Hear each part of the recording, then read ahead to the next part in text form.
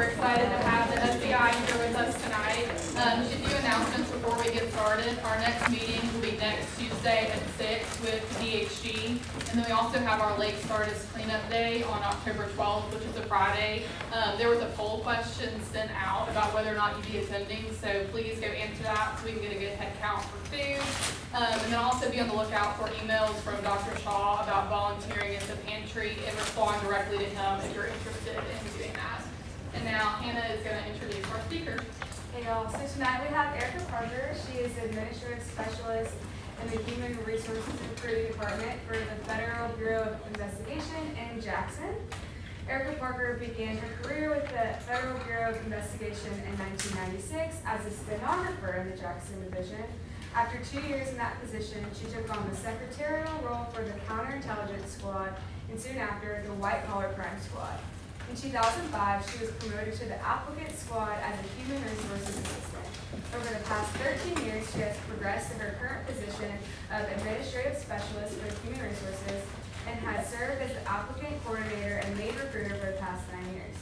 She's a Clinton, Mississippi resident, is married and mom to 2, mother-in-law to 1, and will have her first grandchild in May. Please welcome her.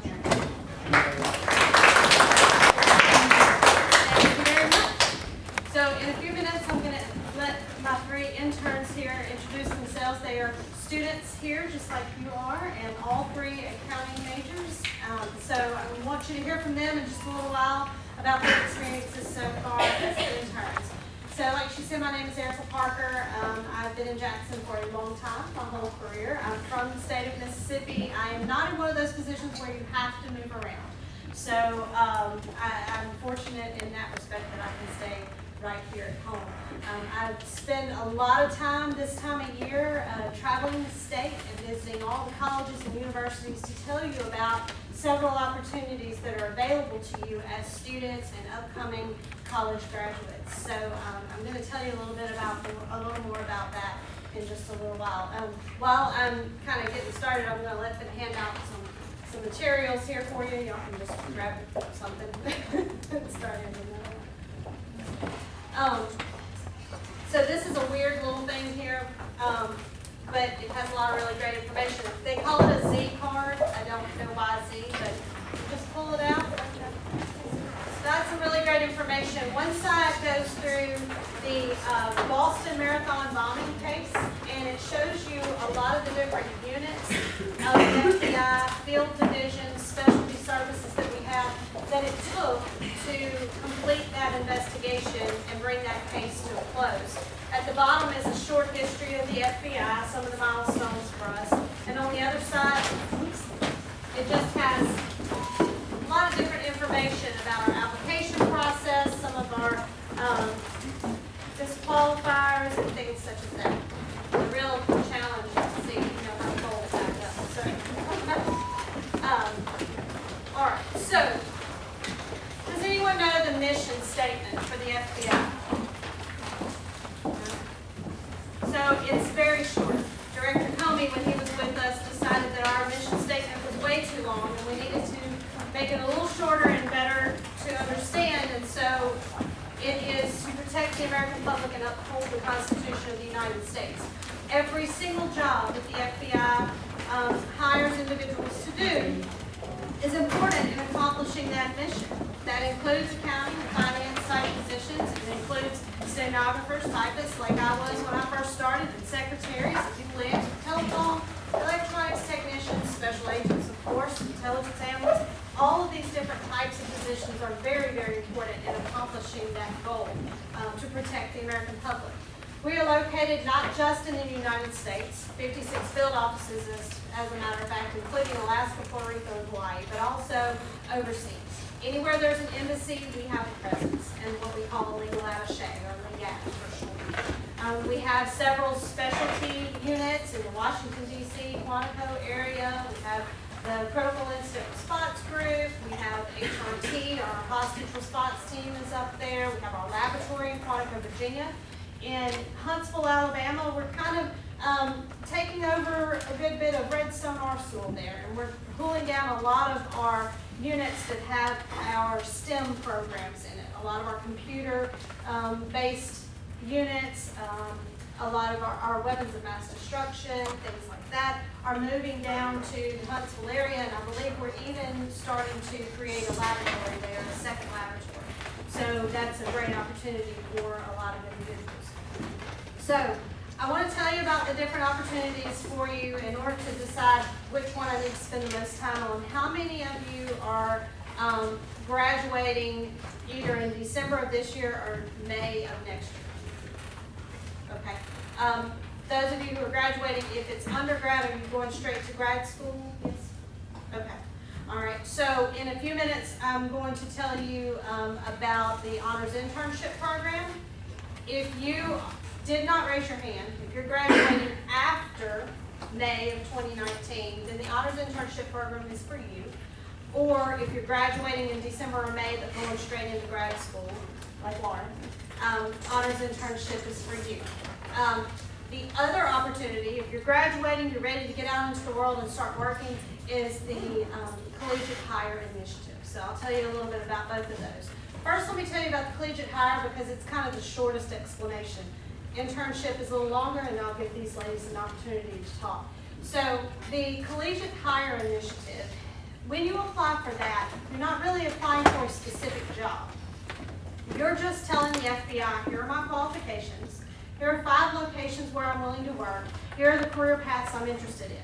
Let me know in the next year if something opens up and you feel I'm qualified. You may get a call, you may not get a call, but if you don't apply, you're definitely not going to call. So they do have positions such as a forensic accountant, an auditor, budget analyst, things like that within that collegiate hire. And basically, they take that pool of candidates, and as these positions come open across the different offices, the 56 field offices, they will go straight to that pool of candidates after they've canvassed our graduating interns. They'll go straight to that pool of candidates and say, okay, we need a forensic accountant in Atlanta. Who is interested in going to Atlanta and who meets the qualifications for an entry-level forensic accountant? Contact those individuals. Are you interested? Would you like to be interviewed? Schedule the interview. There you go. So it's just a great opportunity to go ahead and throw your information out there. And then as you get closer to graduation, you can go online and continue to just apply for jobs as they appear on our FBIjobs.gov website. It's on everything you were given there. So in a few minutes, I was not able to get my auditor or one of my forensic accountants to come with me, but they sent me some really great information that I'm going to read to you in a few minutes because I am not a numbers or accounting type person. So some of the stuff is going to make a lot of sense to y'all. It may not make so much sense to me, but I'm going to let y'all know about that because I want you to know that, you don't have to be an agent to work for the FBI. You don't have to carry a firearm. I don't. I'm not an agent. I'm on the professional support staff side. And so, but like I said before, everything you do makes a difference. So all of our people in the, Mary Jane was in the finance unit, right? Forensic accounting unit at headquarters. So you have them at headquarters, you have people in the division, you have people all over the place that do things that have your accounting and finance base. But if you want to be an agent, you can certainly use that too. I know that's Lauren's goal, is to be an agent. We have several agents who have a CPA background. Even our special agent in charge right now for the whole state of Mississippi, he started out as a CPA. So you can definitely use that path to be an agent as well. So, okay, so the next opportunity, the Honors Internship Program. For the Honors Internship Program, it is a paid internship during the summer, 10 weeks, from June to August. You can work anywhere across the United States. In any of those 56 field offices, you can work at headquarters, you can work in one of the units in the Quantico area. Just kind of is totally up to you. You can pick up to 5 locations where you'd be willing to live and work during the summer. We suggest that you select places that you have the ability to live there because although we do pay you, and we pay you pretty well, we do not provide a second stipend for living expenses. Oh my goodness. Sorry. It's my daughter. I forgot to tell her what I was doing tonight. You need to live somewhere that you either have family, friends, maybe it's home for you or something like that. We even have an intern who was in the Quantico area for 2 summers now, and he found an Airbnb and lived there.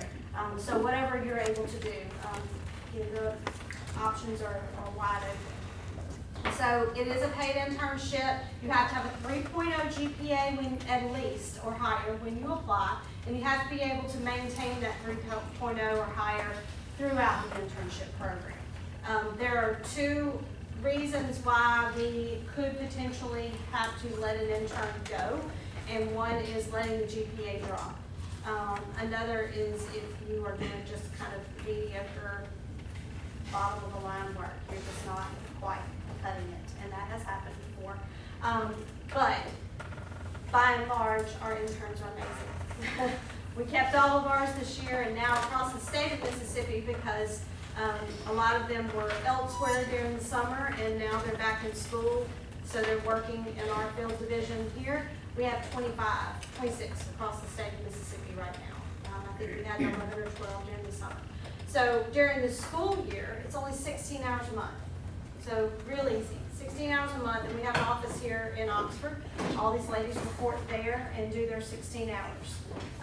If you want to come to Jackson and work there for your 16 hours, maybe your school week works out that maybe one day a week you don't have classes, and you want to drive down to Jackson and work with a forensic accountant down there, or work with our auditor, or some of our, maybe our finance crimes and white collar crimes, you could potentially do that if that's something you want to do. So I want to give these ladies a little opportunity to talk. So if y'all will take turns, introduce yourself, what year you in, where have you served so far as an intern, a little bit about what you've done so far.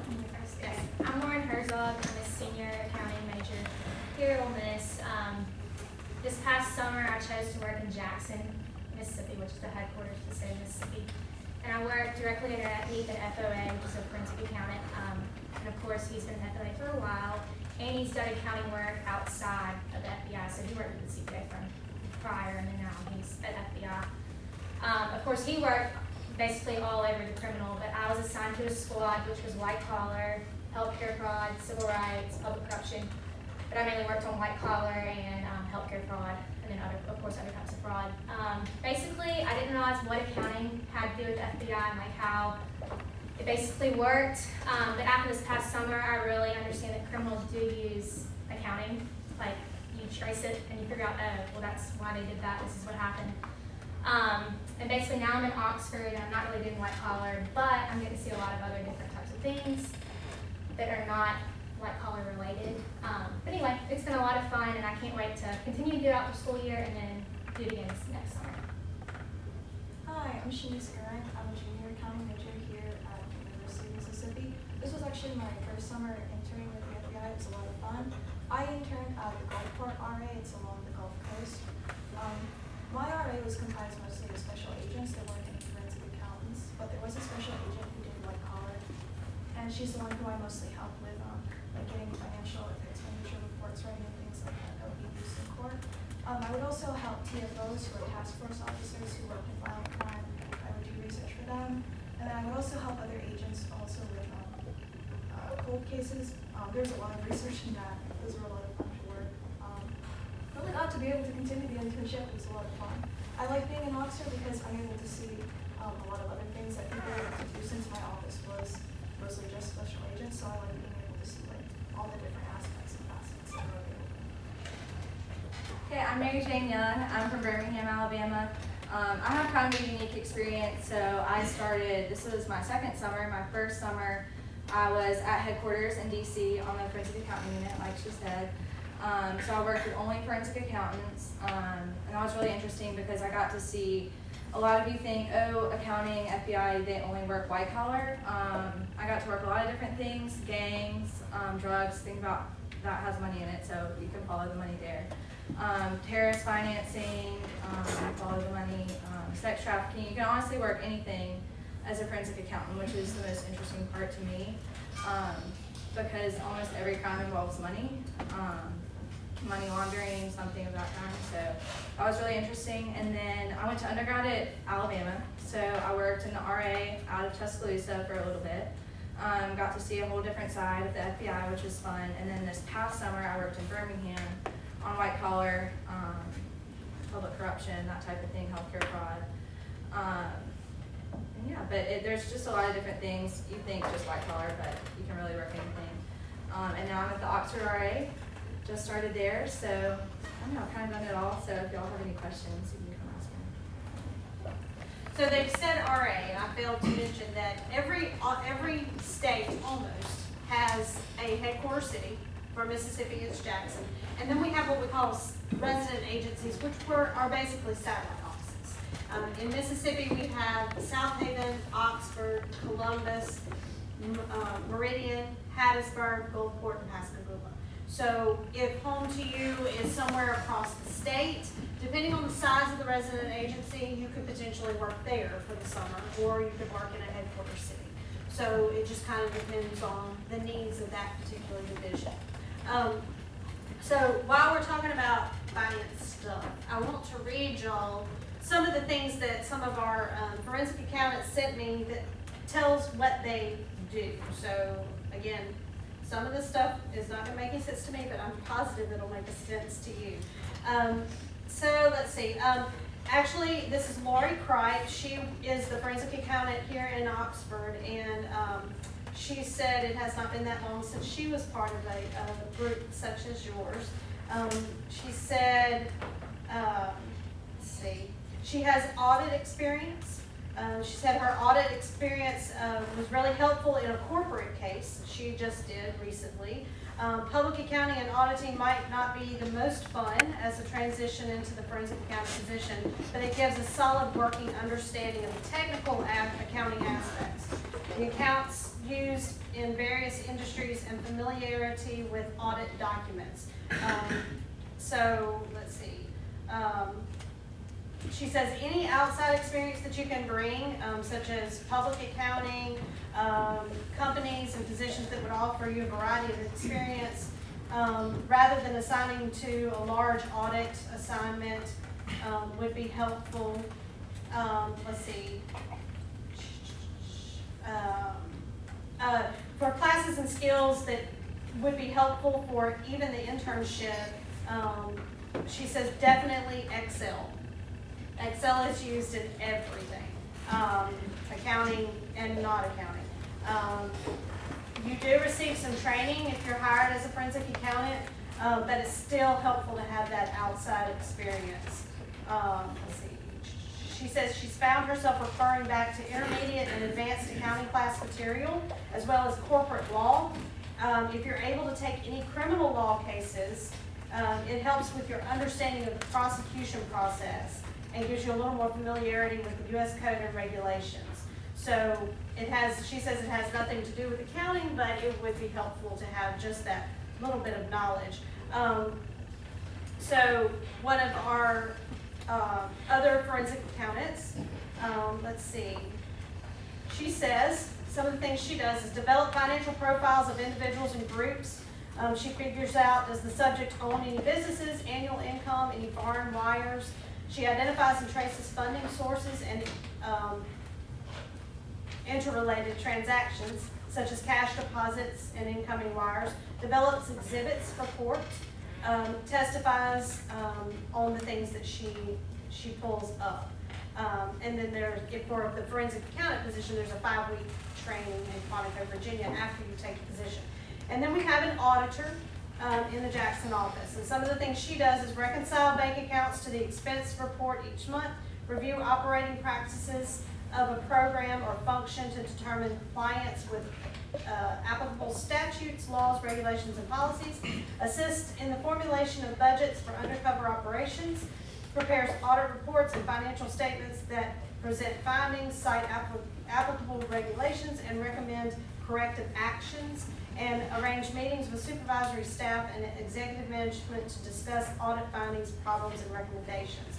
So those are just a couple of the different types of positions. We also, every office has what we call a third-party draft, and that's basically our accounts payable, accounts receivable. So we also have individuals that do that. So there's so many different opportunities for people with finance and accounting backgrounds. As an intern, you're going to work right alongside the agents, the analysts, the other professional support staff, just like these ladies have said. You know, a lot of times I'll go in and I'll say, you know, our interns, They don't just make copies and make coffee or shred paper unless it's your copies, your coffee, and your paper that you're shredding. And there may be a little bit of manual stuff in there. Everybody has downtime and they have to do things like that. But you still are able to experience a lot. And when you do have downtime, you have that opportunity to go and visit with people who do different things as well. So maybe accounting is great and you really enjoy it, but maybe you, while you're there, you start talking to the intelligence analyst, or you start talking to an agent, or you start talking to someone who does something else. Maybe you have a minor in another area and you want to talk to that person. We have people, we have public affairs specialists, we have computer folks that do all different kinds of things, we have HR people, we have people that do surveillance all the time. We have a mobile surveillance team. So we have people who do lots of different things. And there are some things that you can do as an intern, some things you can't. Very few things you can't. If it would cause you to have to testify in court, you can't do that. But that's still a very little piece of the pie of the things that you can do. So if you come to us one summer and we put you with the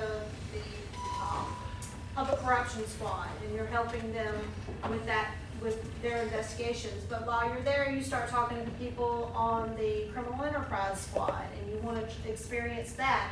Just come to me at the end of the summer. Hey, if I'm fortunate enough to come back and I get to Jackson next year, can I work on that squad? Great, I'll go to that squad, see if they have a need for an intern, and we'll move you right over that. There, we've done that before.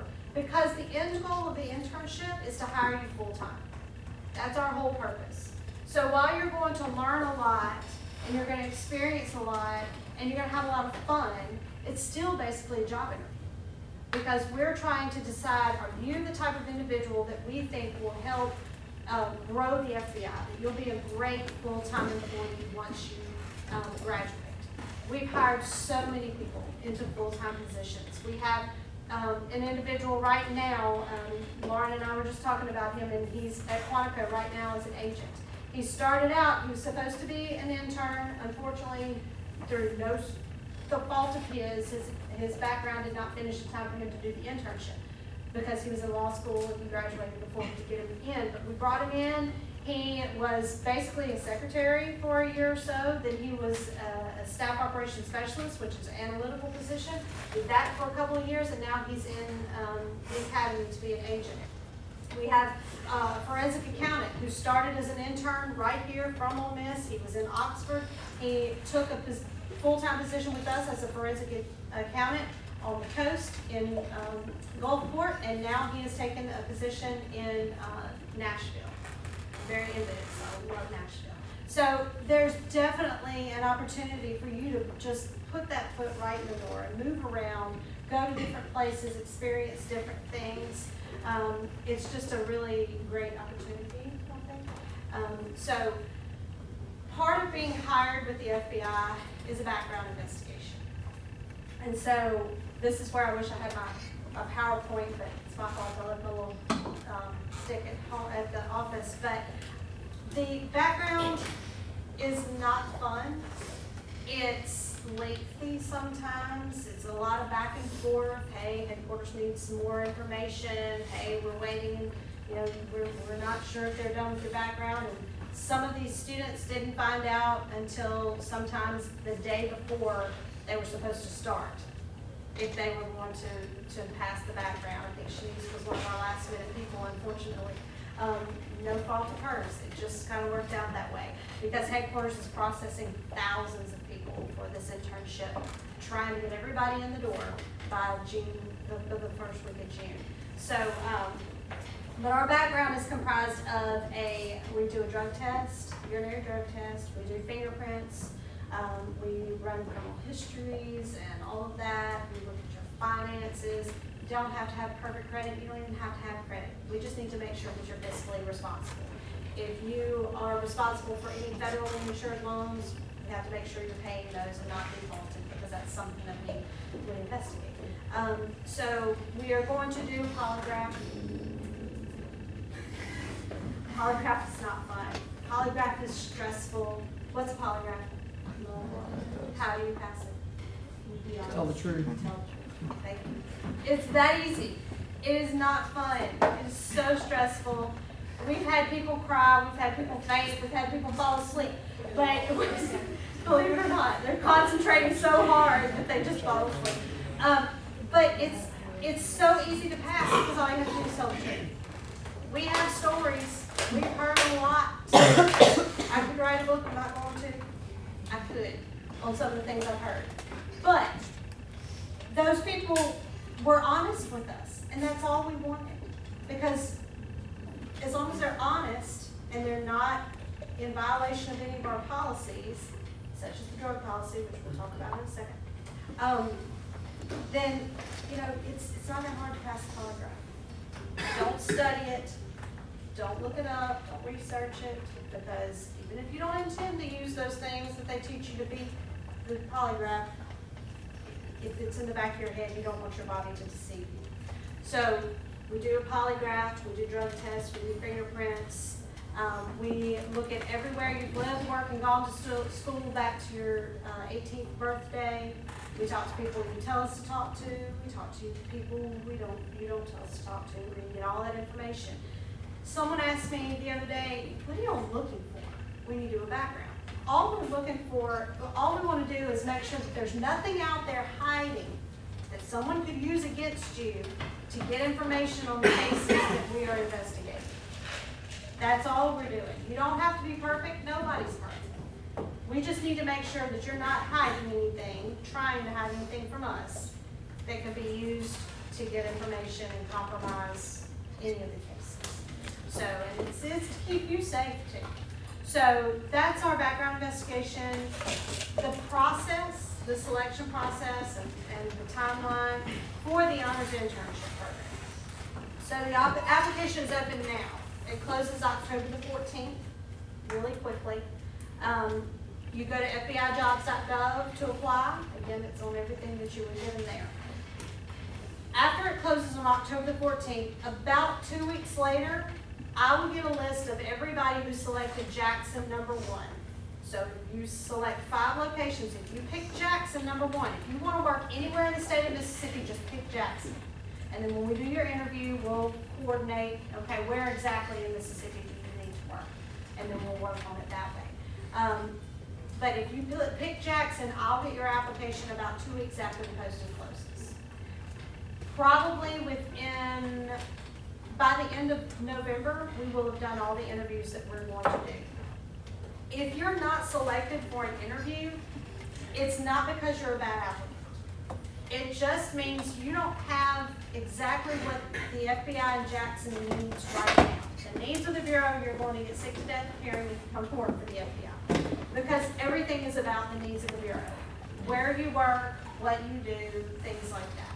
So if you select Jackson number 1, and Jackson doesn't select you for an interview, again, not a bad applicant, just means we don't need anyone with an accounting degree right now.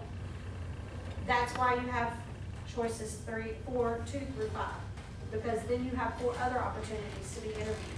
I've put people through background that I interviewed and didn't select, but another division did. So again, it doesn't mean you're a bad applicant, just not quite what the Bureau in that particular area is looking for. So you still have a chance.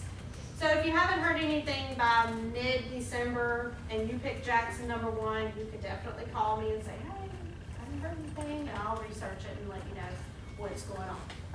So the way I decide, again, it's needs of the Bureau, needs of the division. The way I decide who gets an interview first is during that 2 weeks, the posting closes, 2 weeks later I get the applications, I'm canvassing the entire division, all the unit, the squad leaders, all of the program managers, and asking them, okay, here are the gaps.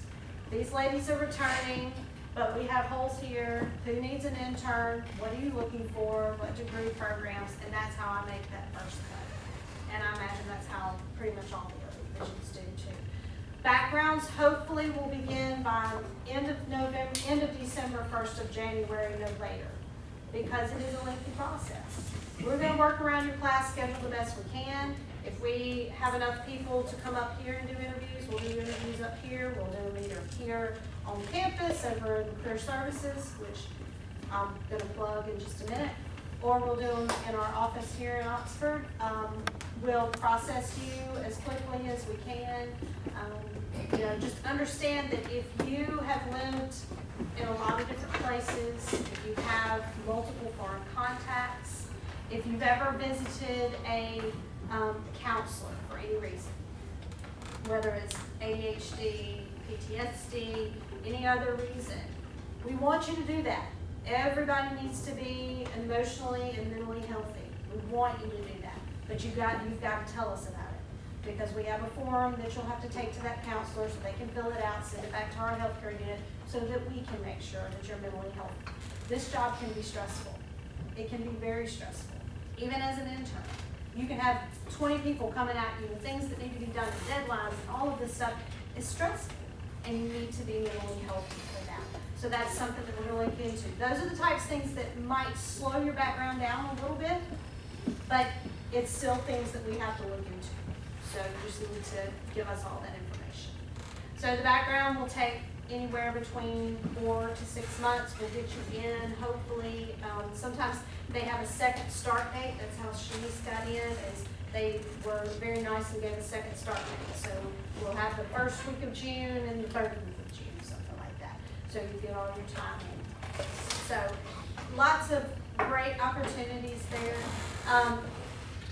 Before I take questions, because I know I've been kind of all over the place, I feel like I have anyway.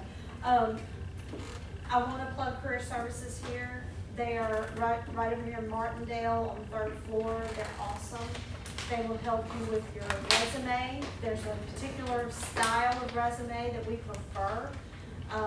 We would rather not have what I heard called recently, and I think it was a good way to describe it, a boutique resume. I don't want fancy little monogram at the top. I don't want your picture. I don't want, just give me the information. And we need a lot of information. We don't want to know, here's where I worked, here was my job title, here's how long I was there. We want information. A secretary at a law firm does totally different things than a secretary at an accounting firm, or at a construction company, or at the FBI. Totally different things. So if you tell me I was a secretary, I'm trying to figure out what exactly you did. So that tells me, if you put more information in there, it gives me more to go on as far as placement. Are you competitive? Are you the type of individual I'm looking for right now? Now, a lot of people, a lot of students don't always have time for even a part-time job that is in a business setting. And that's okay. We understand that.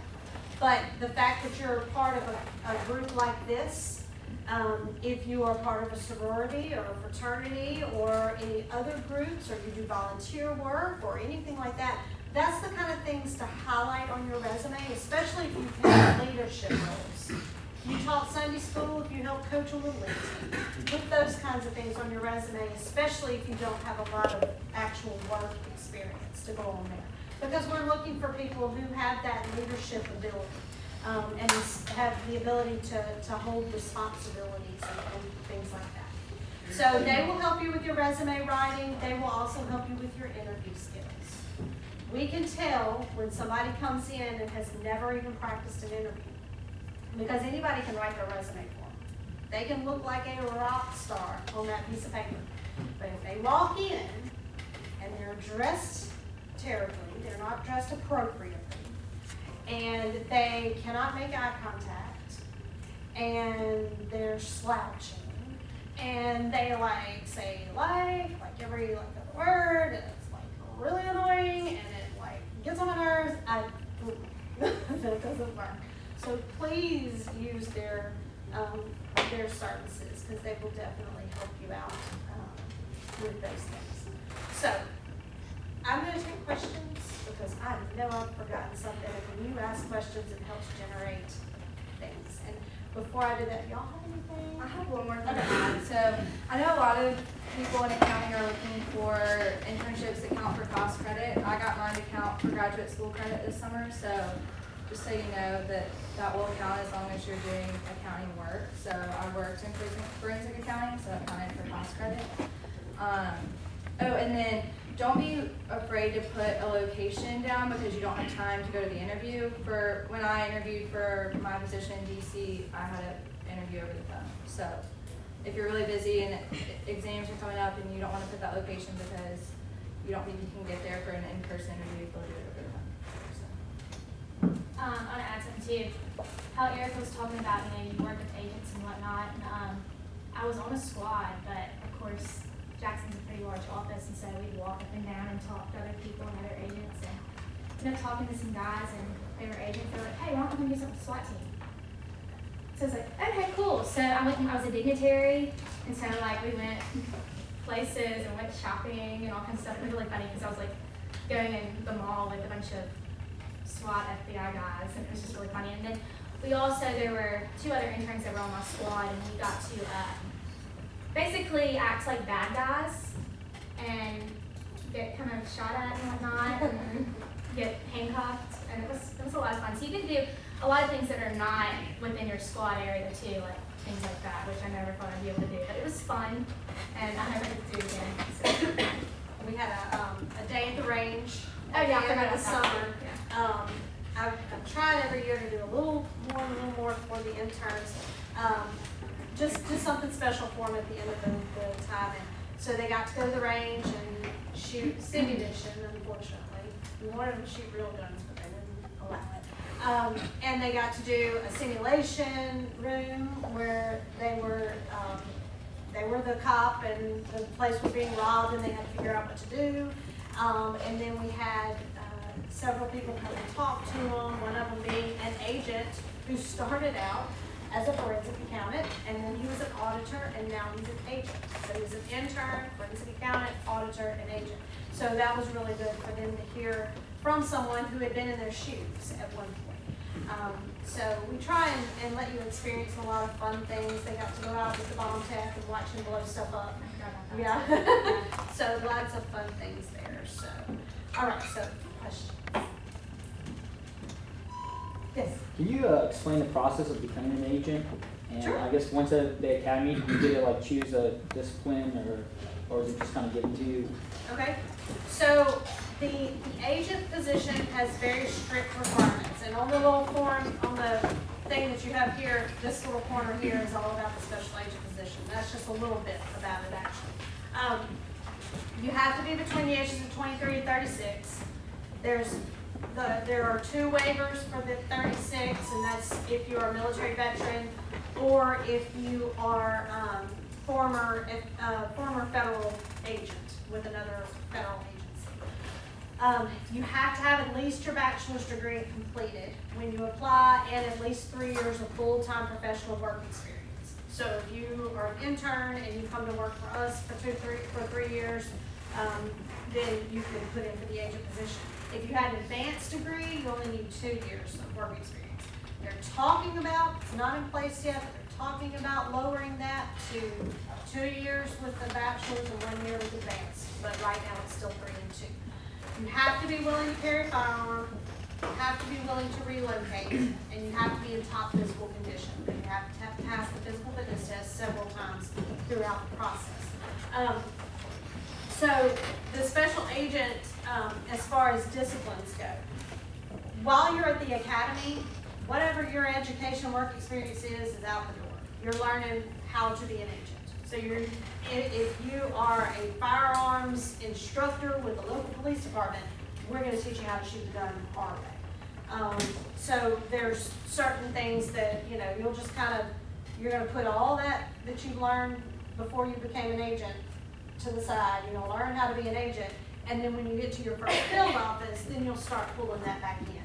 And again, it's the needs of the Bureau. So when you're in the academy, you're going to rank all 56 field offices, being where that's really where I would like to be, and 56, I'm not going to die if I go there, but I'd rather not go there.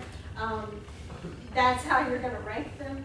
And headquarters is going to put you where they need you. So they're going to look at what you want. They're going to look at what you bring to the table. That's where they take into consideration your education and work experience and the needs of the division of the Bureau. So again, once you get into the office, and you're going to have certain things that you're going to have to do that have really nothing to do with your background and experience, but you will start filtering that in. So you can kind of, you know, mold it. We've got people who came to us with a computer science degree and used to own a computer tech company, small computer tech company, and now this guy is on our criminal squad and SWAT team leader. I mean, you just kind of do what you know. We have a guy that's got a physical and a PE degree, basically, and he's now on our cyber squad. So you do have an opportunity to use your experience and work and education, but once you get in the door, sometimes you don't even use it. It just kind of depends on what the needs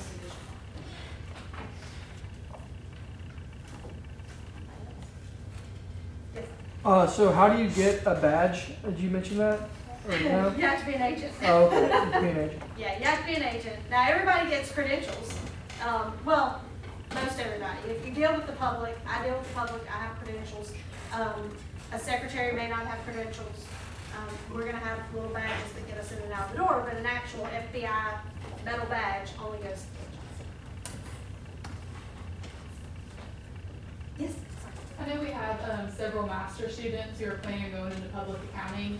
If someone wanted to do that and then maybe come work for the FBI in the future, how would that application process work? So, again, I'm not a accounting person, so explain to me what they have to go through so that I can help you. So like say they're in the master's program now and someone goes to work for a firm for a few years. You talked about the collegiate hire program, Yes. how you just kind of put in, you know, generally, you know, what you've done. Is it the same kind of process for someone who has professional experience? Yes, but you can also apply for positions as they come available on the website too. Rather than just throwing your information out there, which if you're graduating in December or May, you can put in for collegiate hire. If you graduated within the last 2 years, you can apply for collegiate hire. So even if you put in for collegiate hire this year, you don't get called, and you go ahead and take something maybe with a CPA firm next fall, you can apply for the collegiate hire again this time next year. You have 2 years of eligibility. So while you're working for that CPA firm, they could call you. And you could, you know, kind of do them both for a little bit because the background takes so long. So you could put in this time next year, get called in January for a position where you're still looking at 6 months to a year. So you could have a good 2 years of work experience with the CPA firm and then come to work for the FBI. In the meantime, you can look on our website. We could have a forensic accountant, an auditor, a budget analyst, something like that posted, and you can continue to apply for those jobs as well. And those are by location, right? The forensic accountant. Yeah, and every so often, I know recently they did a general canvas for that. There are several positions that we do that every once in a while. The intelligence analyst is out there right now. There's a computer scientist general posting right now. And they did do a forensic accountant posting, I think this time last year, where there's not a closing date. It's just, hey, we're collecting resumes and applications, and we'll close the posting when we have enough people to choose from and create a pool of candidates, because we have a lot of these positions. So. For the collegiate hire, you have to have 3.0 as well. You have to have graduated with this. Are there any freshmen? No.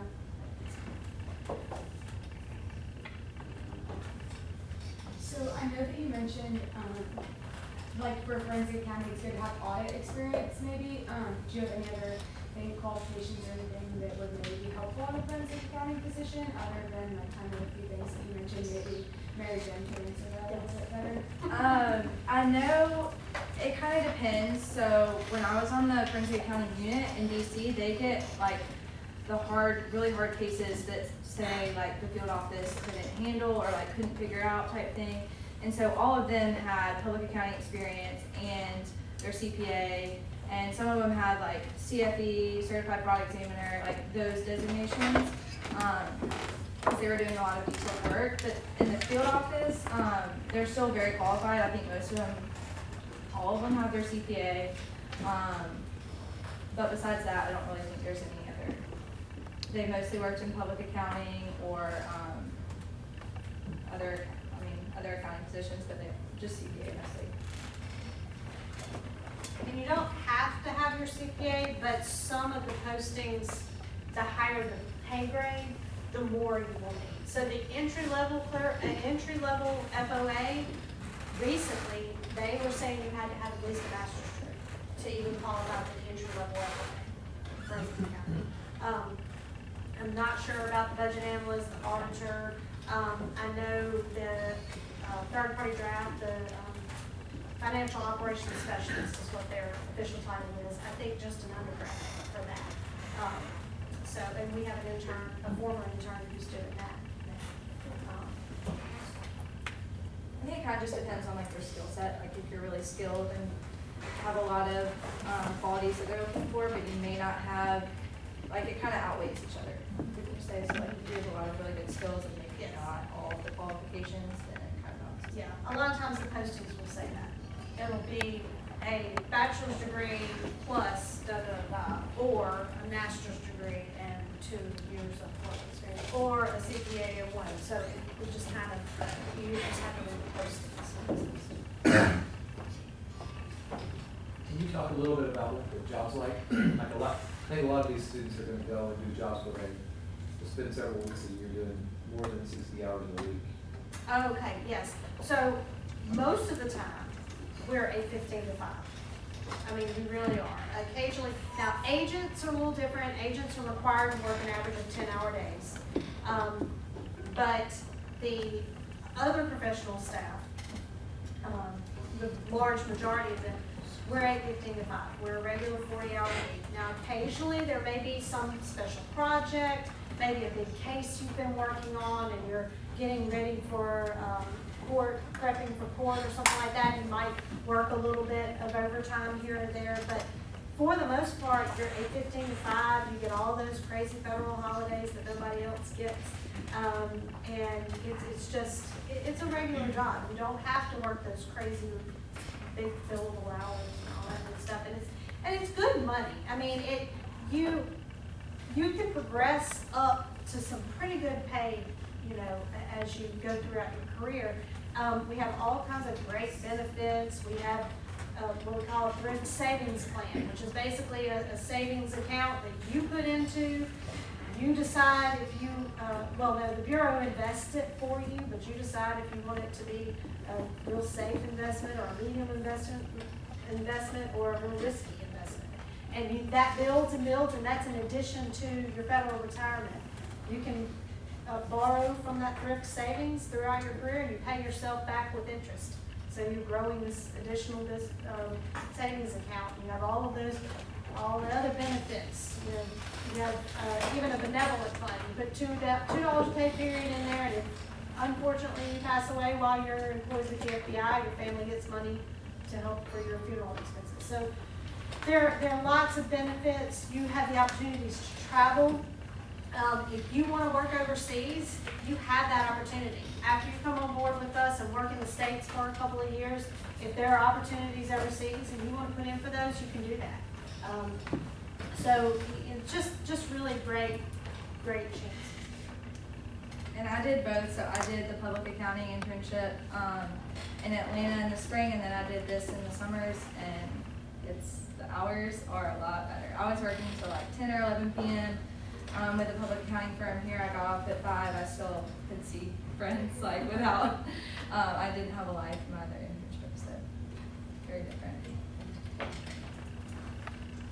And I know I've heard several of my interns, and I know they've said it, and I'll ask you if it's the same. They didn't feel like, they're just a little intern. They're just as much a part of the team and the process and the investigations as everybody else. They have a top secret clearance too. Some of them have a higher clearance than I do because they are privy to different types of information.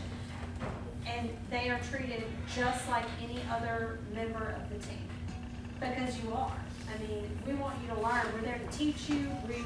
You're the future of the FBI.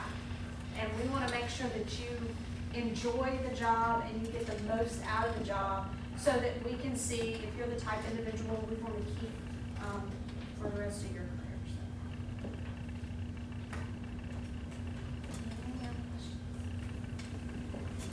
Let's give our speakers a round of applause.